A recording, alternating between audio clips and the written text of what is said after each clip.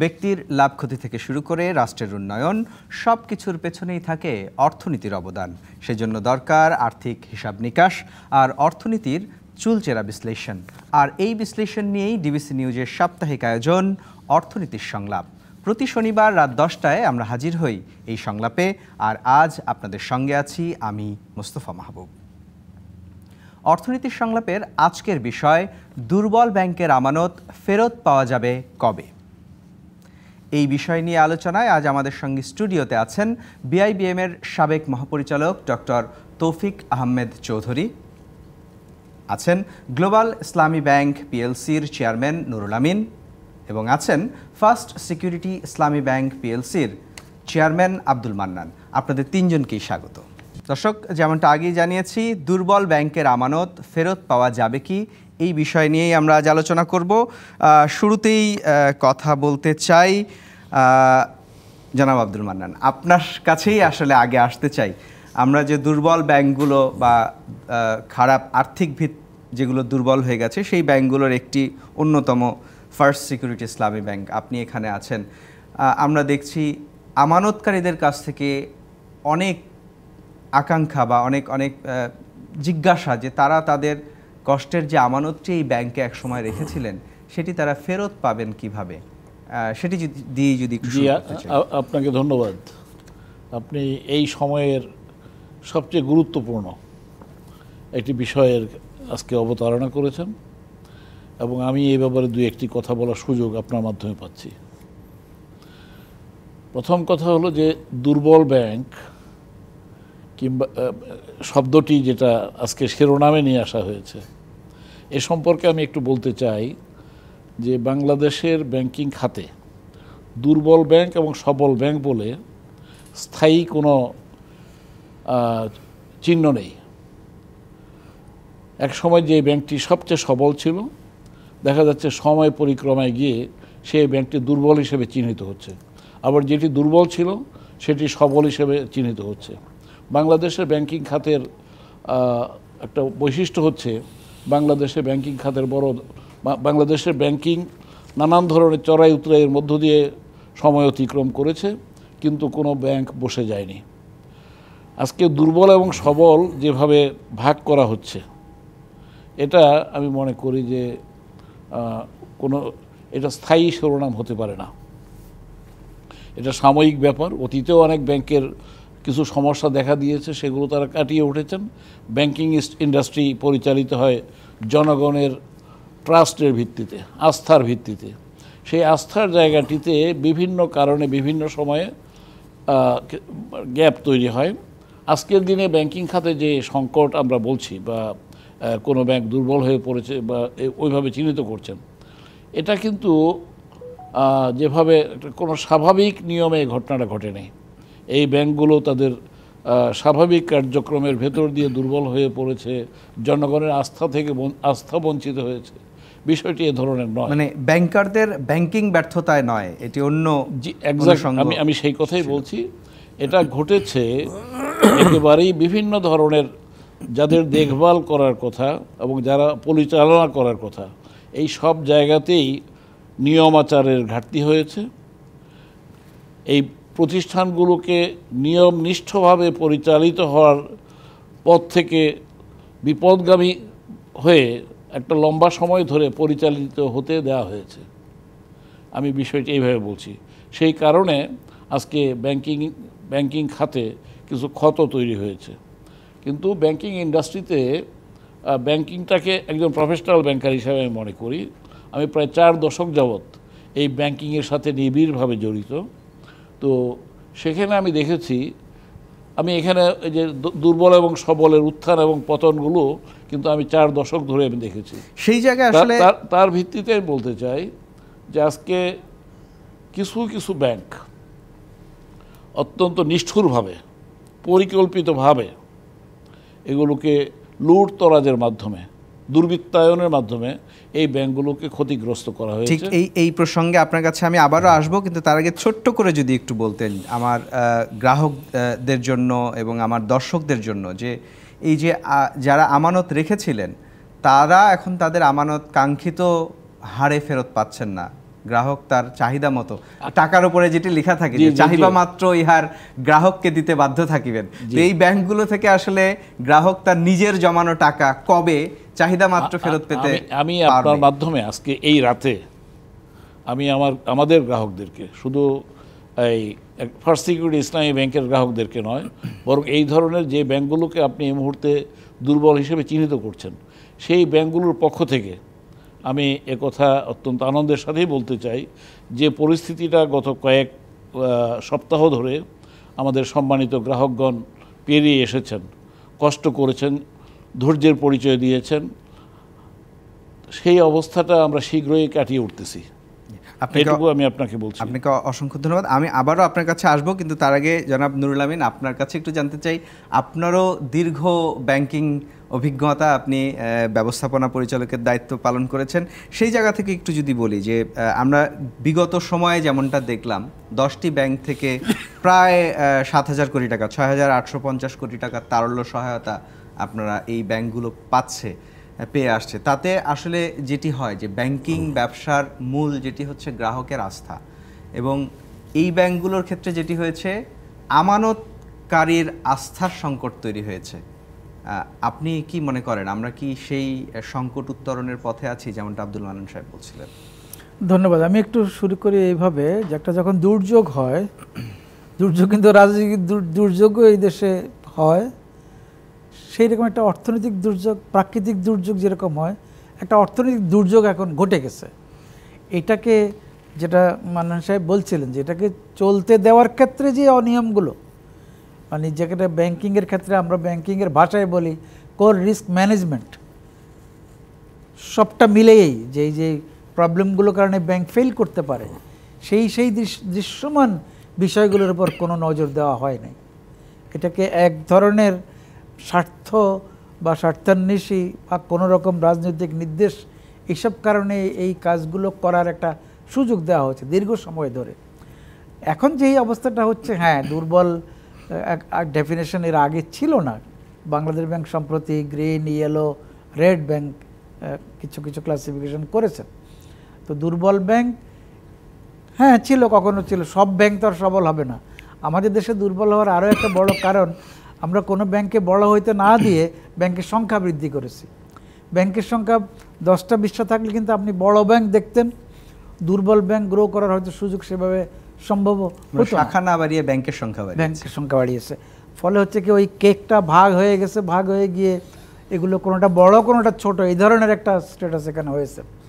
এখন যে এই ব্যাংকগুলোকে দুর্বল চিহ্নিত করা হচ্ছে, এর মধ্যে সবচেয়ে স্ট্রংগেস্ট ব্যাংকও ছিল, আছে, খুবই স্বাভাবিক, যারা বিশাল মানে একটা সরকারি ব্যাংকের চেয়ে অনেক বড় ছিল। আর ছোট ছোট ব্যাংক ওই যে সংখ্যার কারণে অনেকগুলো ব্যাংক অত বড় হয় না, কিন্তু ছোট ছোট হিসাবেও এই দুর্যোগের মধ্যে পড়ে গেছে। কারণ হচ্ছে একটা ক্রোনি ক্যাপিটালিজম বলে যে বিষয়টা, ক্রোনি ফেভারিটিজমটা এখানে সবচেয়ে বেশি কাজ করেছে। যারা এই সুযোগ নিয়েছেন তাদের পিছনে সুযোগ দেওয়ার মতো যথেষ্ট শক্তি কাজ করেছে। সেই কারণগুলো আবারও আপনার কাছে জানতে চাইব, কিন্তু এই একই প্রশ্ন আপনার কাছেও জানতে চাই, যেহেতু আপনি একটি ব্যাংকে রিপ্রেজেন্ট করছেন। যে আমানতকারীরা আমানত রেখেছিল তারা আসলে কখন এই যে যেটি বললাম যে টাকার উপরে যেমন লেখা থাকে চাহিদা মাত্রই আমি আমার টাকা কখন তুলিতে পারবো, সেই অবস্থাটাতে কতদিন লাগবে? না কর আমি আপনাকে বলছি, একটা হচ্ছে ব্যাংক ইটসেলফ, একটা মাইক্রো একটা ইনস্টিটিউশন, সেন্ট্রাল ব্যাংক তার রেগুলেটর, তারপরে হচ্ছে মিনিস্ট্রি আছেন। তো মিনিস্ট্রির যিনি অ্যাডভাইজার, যিনি প্রধান, উনি কিন্তু 2 দিন আগেই বলছেন কোনো ব্যাংক বন্ধ হবে না। গভর্নর মহোদয় বলছেন যে আমানতকারীদের স্বার্থ অক্ষুণ্ণ থাকবে। কখনো কখনো উনি 2-1টি কথা হয়তো অন্যরকম বলতে, মানে এদের বর্ণনা দিতে গিয়ে 2-1টি কথা অন্যরকম হয়েছে, তাতে কিছুটা হয়তো শঙ্কার সৃষ্টি হচ্ছিল। কিন্তু এই সেন্ট্রাল ব্যাংকই তো কোনো না কোনোভাবে এই ব্যাংকগুলোকে দাঁড়ানোর জন্য সাপোর্ট দিয়ে যাচ্ছে। সেই সাপোর্টটা নিয়ে কিছু কথা হয়তো আমরা নেক্সট সুযোগ পেলে বলবো। সেটা আমরা আমাদের দৃষ্টিতে যারা আমরা একদম এটা পরিচালনার দায়িত্ব সেই সেন্ট্রাল ব্যাংক থেকে আমরা পেয়েছি, সেই যেভাবে চাওয়া, যেভাবে দরকার, ঠিক সেইভাবে সেই পরিমাণে সেই সঠিক সময়ে আসে না, এটা স্বীকার করতে হবে। আর একটা যে বিষয় হচ্ছে যে আপনি আমানতকারী তো টাকা প্রয়োজনের বিষয় না, সে আমানত রাখছেন আপনাকে জিম্মাদারি দিয়ে, চাহিবা মাত্রই তাকে সব টাকাই তার পাওয়ার কথা। কিন্তু ওই একটু শুরুর সময় যেটা বললাম যে একটা দুর্যোগ, এটা একটা অর্থনৈতিক দুর্যোগ, ব্যাংকের উপর দিয়ে একটা ঝড়, একটা ঝঞ্ঝা, একটা ভূমিকম্প বয়ে গেছে, এই সময় সবাইকে একটু ধৈর্য ধরতে হয়। আমরা ওইটাই মনে করি, প্রয়োজন মাফিক এবং অল্প পরিমাণে যারা আমানতকারী তাদেরকে বেশি কাভার করার জন্য কর্পোরেট বা বড়রা ততটা বেশি পাচ্ছেন না। এই কারণে কথাটা এরকম আসছে যে প্রয়োজন মাফিক পায়। হ্যাঁ, প্রয়োজন তো বটেই। আই হোপ উনিও যেভাবে ম্যানেজ করছেন, আমরা যেভাবে করছি, আমাদের কিছু কিছু নির্দেশ আছে যে রিমিটেন্সের টাকা যেদিন আসবে ওই দিন দিতে হবে, আমরা কিছু ভাগ করে রাখি। কোনো অসুস্থতা, কোনো হাসপাতাল, কোনো বিদেশ যাওয়ার লোক, এই ধরনের কোনো স্টুডেন্টদের টিউশন ফি এখানে দেশে বিদেশে, এই টাইপেরগুলো আমরাও প্রায়োরিটাইজ করে ক্যাটাগরাইজ করে করি। মানে আমরা দুর্যোগে যেমন দেখি যে প্রাধান্য দেয়া, ওই বিষয়টাই এখন চলছে। এটা চলতে হয়তো আরেকটু সময় নেবে। সেন্ট্রাল ব্যাংক এখনও সাপোর্ট দিবেন, এখনও না করেন নাই। এগুলো দাঁড়ানোর জন্য যতক্ষণ প্রয়োজন হয় আমার ধারণা সেই পর্যন্ত। বাট আমরা যাচ্ছি টাইমলি এবং একটা থোক পরিমাণ বেশি হলে মানুষকে হয়তো একবার দুবার তার প্রয়োজনটা মেটাতে পারলে বাকিটার জন্য সে হয়তো। আপনার কাছে আবারও আসবো, আমাদের সঙ্গে তৌফিক আহমেদ চৌধুরী আছেন। আপনার কাছে একটু জানতে চাই, মানে আমরা একই সাথে এই আর্থিক সংকটে থাকা ব্যাংকগুলো যাতে আবারও সবল হয় সেটি যেমন চাই, আবার একই সাথে আরেকটি বিষয় নিয়ে একটু আলোচনা করার প্রয়োজন আছে নিশ্চয়ই। সেটি হচ্ছে আমরা দেখছি যে ভালো ব্যাংকগুলো এখন এগিয়ে আসছে এই ব্যাংকগুলোকে সহায়তা করার জন্য। সেটি আবার মানে এই সিদ্ধান্তটিকে আপনি কিভাবে দেখছেন? এটি আবার ভালো ব্যাংকগুলোকে বিপদে ফেলবে কিনা? আসলে এটাই ব্যাংকিং সিদ্ধান্ত। আসলে সারা বিশ্বের অভিজ্ঞতা তাই বলে।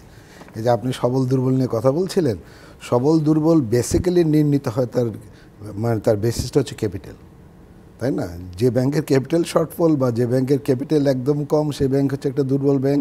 যে ব্যাংকের ক্যাপিটাল সারপ্লাস, যে ব্যাংকের ক্যাপিটাল অনেক বেশি, সে ব্যাংকটা একটা সবল ব্যাংক, তাই না? তো আবার সাথে সাথে লিকুইডিটির ব্যাপারটাও আসে, তাই না? আপনি যে প্রথম থেকে যে প্রশ্নটা করছিলেন যে একটা দুর্বল ব্যাংক কবে ডিপোজিটরের টাকা ফেরত দিতে পারবে, তার মানে লিকুইডিটি।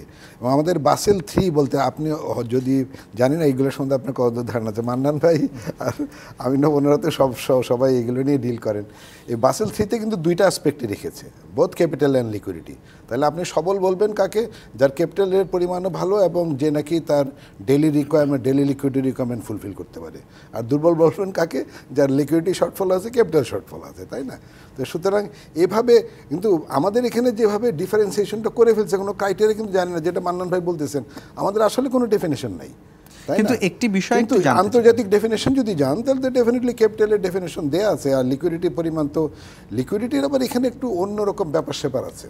এখানে আমি একটু, আপনি I hope that Yule not মানে টেক ইট আদারওয়াইজ, ওই যে টাকার উপরে যেটা লেখা থাকে ওইটার সাথে এই এনক্যাশমেন্টের কোনো সম্পর্ক নেই, ওইটা অন্য জিনিস, তাই না?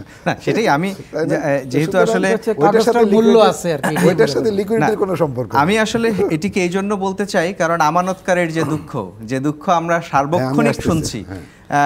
আমার প্রয়োজনের সময় আমি যদি আমার ব্যাংকে জমানো টাকা তুলে কাজ করতে না পারি, তখন আসলে প্রশ্নটা একই রকম চলে আসে। আস্থা যখন নষ্ট হয়ে যায় তখন আমার প্রয়োজন না, তখন তাড়াতাড়ি টাকা পয়সা তুলো ব্যাংক থেকে, ব্যাংক উইল ফেল, তাই না? ঠিক এই বিষয়টা নিয়ে, এই বিষয়টার সম্বন্ধে যেটা জানতে চাচ্ছেন যে এখন এই দুর্বল ব্যাংকগুলোকে হেল্প করতে যে সবল ব্যাংকগুলো আবার এই ধরনের প্রবলেমে পড়বে কিনা। তো আমাদের বাংলাদেশ ব্যাংকের এখনকার পলিসি আমি যেটা দেখছি, এবং this is really the policy, মানে যেটা নাকি সারা বিশ্বে কাজ করে, যে বাংলাদেশ ব্যাংক বলতেছে no, I am not going to help you, I am not going to print money to help you, তাই না? তুমি তোমার টাকা যারা নাকি সারপ্লাস ব্যাংক তাদের কাছ থেকে নাও, ইন্টার ব্যাংক মার্কেট থেকে বড় করে তুমি তোমার এই প্রবলেমটা কাটো। এবং এইটাই সারা বিশ্বে সেটাই নিয়ম, যে সেন্ট্রাল ব্যাংক কিন্তু কোথাও যায় না হেল্প করতে। এক ব্যাংক আরেক ব্যাংকের কাছে হেল্প করবে। এখন এই যেগুলো নাকি যাদেরকে আমরা এখন সবল ব্যাংক বলছি, যে বা যাদের কাছে লিকুইডিটি সারপ্লাস বেশি, তাই না? বাংলার ব্যাংক বলছে হ্যাঁ, ওরা ওই দুর্বল ব্যাংক যেহেতু টাকা ফেরত দিতে পারতে, সেই জন্য লোকজন সেখান থেকে টাকা পয়সা উইথড্র করে এই সবল ব্যাংকে নিয়ে টাকাটা রাখে। সুতরাং you are getting the fund from this bank, সুতরাং তোমরা তাদেরকে দাও। অ্যান্ড এইটা দিতে যেও দেখতেছে বাংলাদেশ ব্যাংক যে না, সবল ব্যাংকগুলো খুব এগিয়ে আসছে, সেই জন্য বাংলাদেশ ব্যাংক আবার গ্যারান্টি। তবে that should be the practice. আমি মনে করি করি বাংলাদেশ ব্যাংকে এখনকার পলিসি এটা কন্টিনিউ করা উচিত, যেটা আমিন ভাই যেটা বললেন যে এটা সাধারণ জনগণের কিছু ধৈর্য ধারণ করতে হবে, কারণ এইভাবে না করলে ব্যাংকগুলোকে শেখানো যাবে না যে এটা কীভাবে ওর প্রবলেম সলভ করবে। ওরা সবসময় বাংলাদেশ ব্যাংকের উপর ডিপেন্ড করে। আপনার কাছে আবারও আসবো, আমি একটু আবারও আব্দুল মান্নান আপনার কাছে আসতে চাই। কিভাবে আসলে এই যে ভালো ব্যাংকগুলো বা এই এতগুলো আর্থিক প্রতিষ্ঠান ধ্বংস হয়ে গেল এবং এর পেছনে আসলে কি কাজ করেছিল? আপনারা বেশ খানিকটা সময় এই দুর্দশাগ্রস্ত ব্যাংকগুলোর দায়িত্বে আছেন, সেই গল্পটা আপনার কাছে একটু আমি শুনতে চাই, খুবই ছোট করে হলেও, যদিও 16 বছরের অনিয়মের গল্প আসলে এত সংক্ষেপে হয়তো নিশ্চয়ই বলাও যাবে না, কিন্তু তার আগে আমি একটা বিরতি নিয়ে আসতে চাই। বিরতির পরে শুনবো আসলে কিভাবে এই ব্যাংকগুলো এত দুর্দশাগ্রস্ত হলো। দর্শক, আপনারা দেখছেন অর্থনীতির সংলাপ। এ পর্যায়ে নিচ্ছে একটি বিরতি, সঙ্গেই থাকুন। স্বাগত আরেকবার অর্থনীতির সংলাপে। আজকের বিষয় দুর্বল ব্যাংকের আমানত ফেরত পাওয়া যাবে কবে। জনাব আব্দুল মান্নান, আপনার সঙ্গে কথা হচ্ছিল। বিরতিতে যাওয়ার আগে আমি জানতে চাইছিলাম কিভাবে আসলে এই লুটপাটটি হলো। গেল 3 মাস ধরে আপনারা দায়িত্বে আছেন, 3 মাসের পরিপ্রেক্ষিতে যদি আপনাদের অভিজ্ঞতা একটু বলেন। 3 মাসের পরিপ্রেক্ষিতে মানে এই 3 মাস আপনারা কি অবজার্ভ করলেন? আপনারা তো এই বিষয়গুলোই যাচাই বাছাই করছেন, কিভাবে কি হলো। আমি একটা কথা বলতে চাই যে ব্যাংকগুলোকে দুর্বল বলা হচ্ছে, এই ব্যাংকগুলোতে যাদেরকে পর্ষদ সদস্য হিসেবে দেওয়া হয়েছে তাদের কিন্তু একটা ভালো ট্র্যাক রেকর্ড আছে। তারা দীর্ঘদিন পর্যন্ত বিভিন্ন ব্যাংক পরিচালনা করেছেন এবং তাদের নেতৃত্বে ভালো ব্যাংকগুলো পরিচালিত হয়েছে। এই ধরনের লোকেরা বর্তমানে তথাকথিত দুর্বল ব্যাংক আমি বলবো, এই ব্যাংকগুলোর দায়িত্ব নিয়েছেন এবং আমি বিশ্বাস করি যে খুব অত্যন্ত অল্প সময়ের মধ্যে এই অবস্থাটার পরিবর্তন ইনশাল্লাহ ঘটবে। আমরা বিষয়গুলো নুরুল আমিন ভাই যেটা বলেছেন যে আমরা যদি একটু ধৈর্যের সাথে সবাই, আমরা ব্যাংকাররা এবং সেই সাথে আমরা ধৈর্য ধরবো এবং আমাদের গ্রাহক, সম্মানিত গ্রাহক যারা আছেন, তারা যারা ভয় পাচ্ছেন যে তাদের টাকা চলে যাবে, আমরা হিসাব দেখেছি যে নিয়মিতভাবে আমরা যে পরিমাণ আমাদের কাউন্টারে পেমেন্ট দিতাম সেই পরিমাণ পেমেন্ট কিন্তু এখনও দিচ্ছি। আমি একটা এই ব্যাপারটা আমি আপনার বিশেষভাবে দৃষ্টি আকর্ষণ করছি। এই পরিমাণ পেমেন্টের চাহিদা, আগে যে পরিমাণ পেমেন্টের চাহিদা ছিল সেই পরিমাণ চাহিদা যদি এখন থাকতো তাহলে কিন্তু কাউন্টারে সংকট হতো না। সংকট হয়েছে কারণ এখন চাহিদা বেড়েছে। চাহিদাটা বেড়েছে ভয়ের কারণে, শঙ্কার কারণে। যেভাবে হোক খবর রটে গেছে যে এগুলো দুর্বল, এই ব্যাংকগুলো দুর্বল এবং এই ব্যাংকগুলো টেকবে কি না, এই ধরনের। আমি আবারও বলছি যে এই ব্যাংকগুলোর লিডারশিপে যারা এসেছেন তারা মনে করেন, আমার সবার সাথে কথা হয়, আমরা একসাথে বসি, আমরা আলোচনা করি এবং কিভাবে এই সংকট থেকে আমরা বেরিয়ে আসতে পারি এটা নিয়ে কিন্তু আমরা নিয়মিত কথা বলছি। তার ভিত্তিতে আমি বলছি যে আমাদের প্রত্যেকটা ব্যাংকেই কিন্তু আমরা সেখানে আগের অবস্থায় নেই। আগে যে আমি একটু আগে কিছু কঠিন শব্দ বলেছিলাম, দুর্বৃত্তায়নের কথা বলেছিলাম, সেই দুর্বৃত্তায়নের যুগের অবসান ঘটেছে এই ব্যাংকগুলোতে এবং আমরা একটা নিয়মের মধ্য দিয়ে এই ব্যাংকগুলোকে পরিচালনা করার চেষ্টা করছি। সেন্ট্রাল ব্যাংকের কাছ থেকেও আমরা এই মুহূর্তে যে নির্দেশনাগুলো পাচ্ছি এবং যে সহায়তা পাচ্ছি, একজন ব্যাংকার হিসেবে আমার সামান্য অভিজ্ঞতা থেকে বলবো everything is in the right track. শুধুমাত্র সময়ের ব্যাপার, কিছুটা সময় ধৈর্য ধরলে, এবং আমি মনে করি, আমি আশ্বস্ত করতে চাই যে আমাদের এই ব্যাংকগুলোর গ্রাহকগণ খুব অল্প সময়ের মধ্যে ইনশাল্লাহ একটি ইতিবাচক, একটি অনুকূল অবস্থা পাবেন, যেখানে তারা যে এই ব্যাংকগুলোতে টাকা জমা রাখার কারণে আজকে যে ভয় এবং আতঙ্কের একটা পরিবেশ তাদের মধ্যে রয়েছে সেটা তাদের কেটে যাবে। এবং এই ব্যাংকগুলো বর্তমান নেতৃত্বে, আমি একটি ব্যাংকের কথা আবারও বলছি যে একটি ব্যাংকের কথা বলছি না, সবকটি ব্যাংকেই সুশাসন পুনঃপ্রতিষ্ঠিত হবে এবং এই ব্যাংকগুলোতে গ্রাহক হওয়ার কারণে তারা ইনশাল্লাহ, এবং এই ব্যাংকগুলো আগে যেভাবে পরিচালিত হয়েছে সেই অবস্থার পরিবর্তনের কারণে এই ব্যাংকগুলোর গ্রাহকরাও সম্মানিত বোধ করবেন। আমি একটা ছোট্ট দৃষ্টান্ত দিই আপনাকে।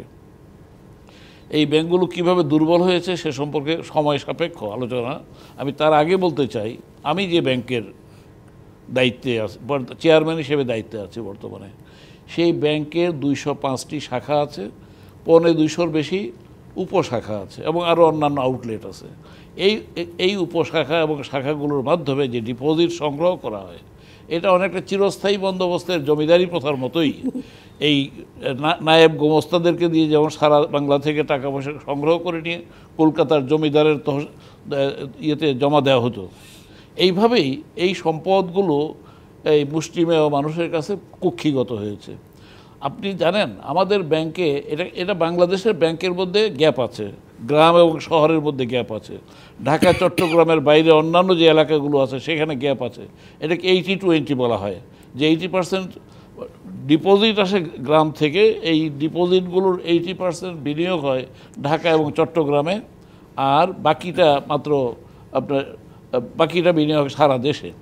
আর এই ব্যাংকে, যেই ব্যাংকটি আজকে দুর্বল হিসাবে সাব্যস্ত হচ্ছে, এর একটা অন্যতম বড় কারণ হচ্ছে যে এই ব্যাংকের টোটাল ডিপোজিটের 71% চট্টগ্রামের কয়েকটি শাখার মাধ্যমে মুষ্টিমেয় কিছু সংখ্যক লোকের পকেটে চলে গেছে। দ্বিতীয়ত এরপরে ঢাকায় বিনিয়োগ হয়েছে অল্প কয়েকটি শাখার মাধ্যমে 28%, তাহলে থাকলো 1%। এই 1% বিনিয়োগ হয়েছে সারা বাংলাদেশে। এটা কোনো ক্রমেই এটা গ্রহণযোগ্য হতে পারে না। আপনারা কি এই বিষয়গুলো যাচাই বাছাই করে তাদেরকে শাস্তির আওতায় আনার প্রক্রিয়া শুরু করেছেন? শাস্তি পরে, আগে তো মানে ডায়াগনোসিস করতে হবে সমস্যাটা কোথায়। আমরা সমস্যাটাকে ডায়াগনোসিস করেছি। আমি শাস্তির প্রসঙ্গে দুর্বৃত্তায়ন ঘটেছে এবং দুর্বৃত্তরা অবশ্যই শাস্তি পাবে, সেই আলোচনায় আমি না গিয়ে বলতে চাই, আমাদের সামনে যে প্রশ্নটি রয়েছে সেই প্রশ্নটি হচ্ছে এটাকে তো প্রথমত থামাতে হবে। আমি এ পর্যন্ত আমি দায়িত্ব নেওয়ার পরে মাত্র একটা বিজ্ঞাপন করেছি, পত্রিকায় দিয়েছি। সেই বিজ্ঞাপনের একটি লাইন হলো, যে শাখা থেকে ডিপোজিট নেওয়া হবে সেই সম্পদ, সেই টাকা, সেই অর্থ ওই শাখার যে কমান্ড এরিয়া ওই এলাকার মধ্যে বিনিয়োগ হবে। এটা 1 নম্বর পলিসি, ব্যাংকের পলিসি হিসেবে এটাকে দেওয়া হয়েছে। তার মানে কি, আগে যেটা হয়েছে সম্পদ পুঞ্জীভূত হয়েছে অল্প কয়েকজন লোকের কাছে, একটা লুটতরাজের একটা জায়গা বানানো হয়েছে ব্যাংকিং সেক্টরটাকে, সেখান থেকে কিন্তু এই ব্যাংকটা ঘুরে আসতেছে, এই সম্পদটা ডিস্ট্রিবিউশন হয়ে যাবে। এটা হচ্ছে কি একটি ঔষধ, এবং এটা কিছুটা এটা মধ্যমেয়াদী দীর্ঘমেয়াদী পরিকল্পনার মাধ্যমে এটা বাস্তবায়ন করা হবে। হেন্সফোর্থ এখন থেকে ফার্স্ট সিকিউরিটি ইসলামী ব্যাংকের কোনো ডিপোজিট যে এলাকা থেকে আহরণ করা হয় সেই এলাকায় ছাড়া বাইরে বিনিয়োগ হবে না, এবং যে সমস্ত এলাকায় বাইরের ডিপোজিট নিয়ে বিনিয়োগ করা হয়েছে তাদেরকে নির্দেশনা দেওয়া হয়েছে যে তোমরা তোমাদের ডিপোজিটের মাধ্যমে তোমাদের এটাকে সার্ভিস করো। এই যে একটা বিষয়, এটা আমি মনে করি যে ব্যাংকিংয়ের নিয়মাচার এবং সদাচারের অন্তর্ভুক্ত, এবং এটি ধীরে ধীরে হয়তো গ্রাহকের আস্থাও বাড়াবে, এবং এর ফলে জনগণ সম্পৃক্ত হবে। জনগণকে শুধুমাত্র ডিপোজিট নেওয়ার ব্যাপার নয়, তারা শুধু ডিপোজিটর নন, তাদের দাবি আছে প্রান্তিক জনগোষ্ঠীকে তুলে আনা। এই যে কাজটি, এটা ব্যাংকারের একটা বড় দায়িত্ব। এই কাজটি এই ব্যাংকগুলোতে এই সাম্প্রতিক সময়ে, আপনি ধরুন এখানে একটি বলা হয়েছে একটি ব্যাংক অত্যন্ত শক্তিশালী ছিল, সেই ব্যাংকটির গ্রাহক সংখ্যা অনেক বেশি এবং তাদের কিন্তু গ্রাম পর্যায়ে ব্যাপক বিনিয়োগ ছিল এবং গ্রামমুখী ছিল, এবং গ্রামীণ অর্থনীতিকে শক্তিশালী করার ব্যাপারে এই ব্যাংকটির ভূমিকা ছিল। কিন্তু এই দুর্বৃত্তায়নের পর 2017 সাল থেকে সম্পূর্ণ উল্টো চিত্র সৃষ্টি হয়েছে। আপনার কাছে আবারও আসবো, আমাদের সঙ্গে জনাব নুরুল আমিন আছেন। আমি আপনার কাছে একটা বিষয় একটু জানতে চাই। ইসলামী ব্যাংকের ক্ষেত্রে আমরা যেমনটা জানি সাধারণত যে তারা সম্পদের বিপরীতে আসলে এই ঋণ বা বিনিয়োগটি করে। আমরা যেমনটা শুনেছি যে, বা আমি যতটুকু জানি, আমার জানার ভুলও হতে পারে, প্রথাগত যে ব্যাংক তারা অর্থের দিয়ে ঋণটা দেয়, কিন্তু ইসলামী ব্যাংক যেটি করে সেটি হচ্ছে কোনো না কোনো সম্পদের বিপরীতে এটি বিনিয়োগটি করে। সেটি যদি ইসলামী ব্যাংকিংয়ের মূল ভিত্তি হয়, তাহলে ইসলামী ব্যাংকগুলো থেকে আসলে কিভাবে মানে টাকাগুলো লোপাট হয়ে গেল? দেখুন, ইসলামী ব্যাংক ওই করেই তো বড় হলো। এই যে সিস্টেম মেইনলি ট্রেডিং, যেটাকে ট্রেডিংই মেইন বিষয়টা ওখানে, কারণ একটা পণ্য থাকতে হবে ইসলামিক ব্যাংকিংয়ের ক্ষেত্রে, ওটাই হচ্ছে মূল বিষয়টা। কিন্তু শেষ দিকে কি এই নিয়মগুলো মানা হয়েছে? ওই করেই তো তাদের ডিপোজিট 1.5 লাখ কোটির উপরে হলো, ওই করে তো তাদের ল্যান্ডিংও 1.5 লাখ কোটির উপরে। তারা ভালো করতো বলেই তো 1/3 of the remittance in the country তাদের মাধ্যমে আসতো। তাহলে সেই ব্যাংকটাকে এইগুলো মানা হয় নাই, কন্টিনিউটি থাকে না বলেই এই কাজটা হচ্ছে। সব ব্যাংকের ক্ষেত্রে যে বিষয়টা হচ্ছে, সেই ক্ষেত্রে ইসলামী ব্যাংক দখলের যে মানে চেষ্টা এবং সেটা সফল হওয়া, এটা কিন্তু আদর্শিক কারণে হয় নাই। এটা হচ্ছে তাদের লুটতরাজ এবং ব্যবসায়িক এবং তাদের লাভের কারণে হচ্ছে। ইট ইজ নট দ্যাট যে ইসলামী ব্যাংকে আরও ইসলামিক মতো করে বেশি মানে শরিয়া ভিত্তিক করে চালাবেন, কোনো কাজই শরিয়া ভিত্তিক হয়েছে কি না অল ডাউট, নাইলে এই এত নিয়ম ভঙ্গ একসঙ্গে হতে পারে না। একটা দ্বিতীয় হচ্ছে প্রত্যেকটা কাজেরই তো কিছু নিয়ম নীতি আছে। ব্যাংকিংয়ের ভাষায় আমরা বলি ডিউ ডিলিজেন্স। যে কোনো একটা লোন দেওয়ার ক্ষেত্রে তো কতগুলো ধাপ আছে, স্তর আছে, পর্যায় আছে, এবং ফাইনালি গিয়ে যেখানে অ্যাপ্রুভ হয় সেখানে কিন্তু এই ডকুমেন্টের বেসিসেই মেইনলি হয়। বোর্ড কখনো কোনো প্রজেক্ট ভিজিটে নর্মালি যায় না, বোর্ড কখনো ডাইরেক্টলি কোনো, বাট এদের ক্ষেত্রে এটা হয়েছে। প্রপোজাল না আসা সত্ত্বেও হেড অফিস থেকে স্যাংশন লেটার গেছে, অথবা বলছে যে এটা এইভাবে পাঠাও, যে কারণে শব্দগুলো বেরোলো নামে বেনামে, অনুমোদিত অননুমোদিত, পারপাসটা ঠিক না রেখে লোন দেওয়া, এই বিষয় অনিয়মগুলো হয়েছে বলেই আজকে এই অবস্থা। এবং এই মজাটা যেভাবে পেয়ে গেলেন, একটা দুইটা ব্যাংক থেকে 6, 7, 8টা ব্যাংকের মালিকানায় গেলেন, এটা কি খুব রাজনৈতিক ব্যাকআপ ছাড়া সম্ভব ছিল? এটা কি কেউ তখন বুঝতো না? ফলে হচ্ছে কি ওই যে বিষয়টা যে আদর্শের বিষয় থেকে গিয়ে এটাকে একটা লুটতরাজের একটা মডেল, ওটা করার জন্য যখন এগুলোকে মানে নিজের ওনারশিপে নিয়ে আসা হলো, তখন সবাই কথা শুনছেন, বাধ্য হয়েছেন।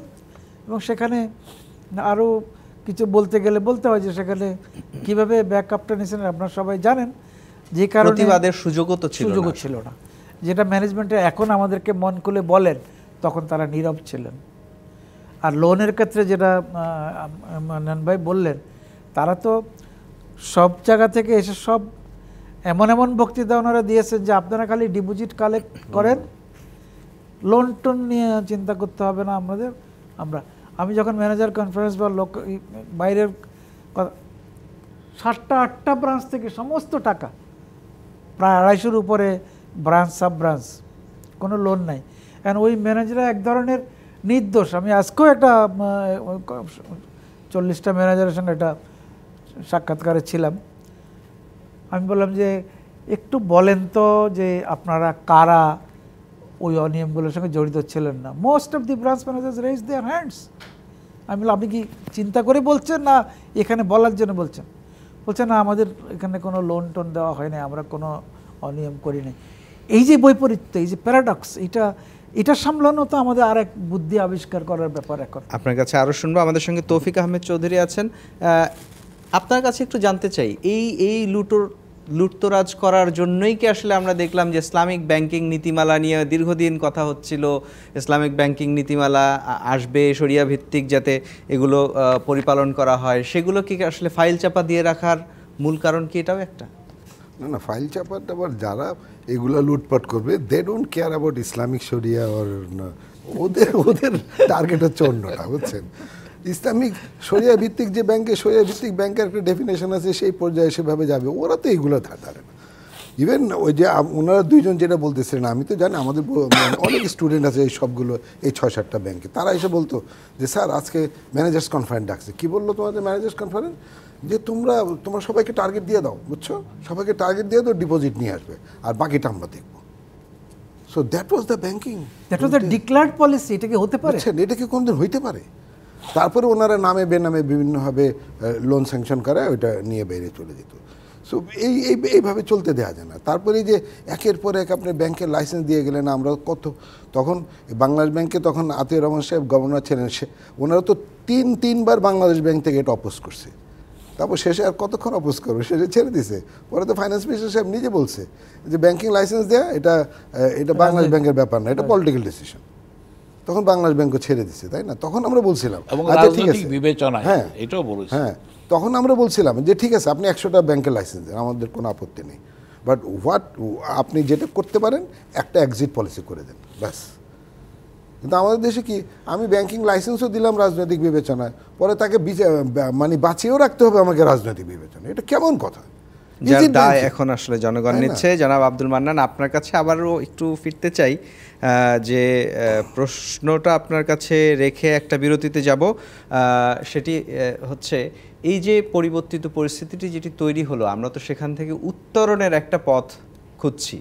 সেই উত্তরণের পথের যে প্রস্তুতি সেটি আসলে আমরা গেল 100 দিনে বা এই নতুন সরকারের সময় আমরা সেই সঠিক ট্র্যাকে আছে কিনা সেই বিষয়ে একটু আপনার কাছে জানতে চাইবো, কিন্তু তার আগে আর একটা বিরতি নিতে হবে।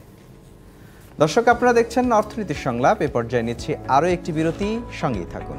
স্বাগত আরও একবার অর্থনীতির সংলাপে। আজকের বিষয় দুর্বল ব্যাংকের আমানত ফেরত পাওয়া যাবে কবে।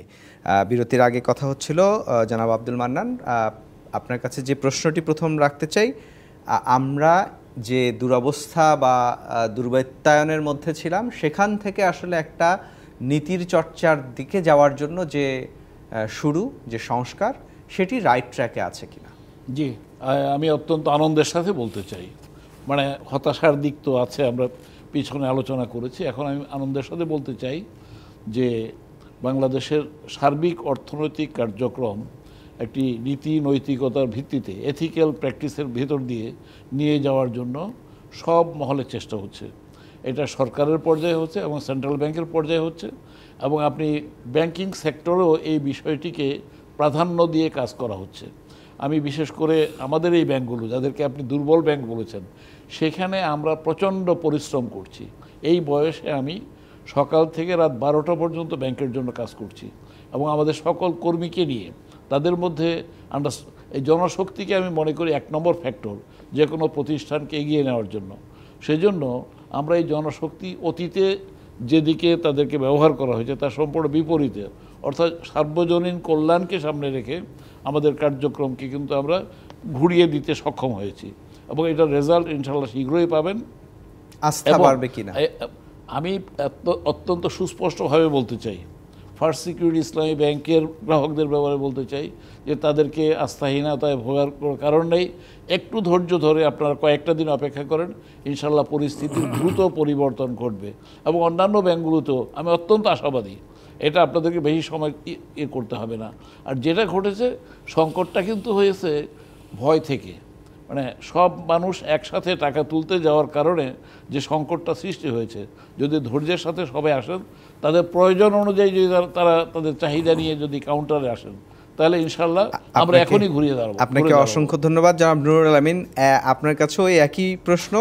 আমানতকারীরা আসলে তাদের যে ফেরত পাওয়ার, টাকা ফেরত পাওয়ার যে একটা সুদিন বা চাহিদা মাত্রই তার আমানত তুলে ফেলার যে স্বাভাবিক প্রক্রিয়া, সেটি শুরু হবে। এবং তার সাথে একটি কথা আপনাকে একটু স্মরণ করিয়ে দিতে চাই যে গ্রাহকের আস্থার যে বিষয়টি, আইসিআইসি ব্যাংক ভারতের এক রাতেই একটা দুর্যোগ নেমে এসেছিল, সেই রকম আসলে এখন আমাদের এই ব্যাংকগুলোতেও তাই এসেছে।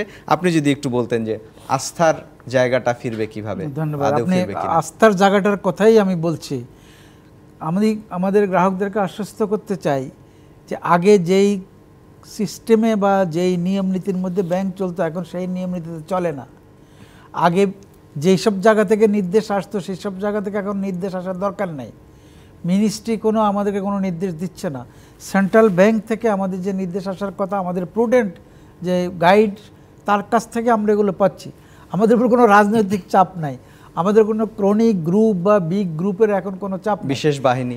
আমরা সুশাসনের জন্য যে চেষ্টা করছি সেটা করার জন্য এখন ক্ষেত্র আস্তে আস্তে আমরাও তৈরি করছি। কেন একটা কথা বলি, আগে যেই ধারাবাহিকতায় অফিসার, কর্মকর্তা, কর্মচারীরা কাজ করতেন, তাদের শুধু কাজটাই করতেন, আর কোনো নিয়ম নীতি বা অন্য কোনো কিছু এই দিকে নজর ছিল না। সুশাসনের যে বিষয়গুলো, কর্পোরেট গুড গভর্নেন্সের বিষয়গুলো, এখন আমরা সেগুলো আস্তে আস্তে ওদের সাইকিটা চেঞ্জ করে ইনস্টল করার চেষ্টা করছি।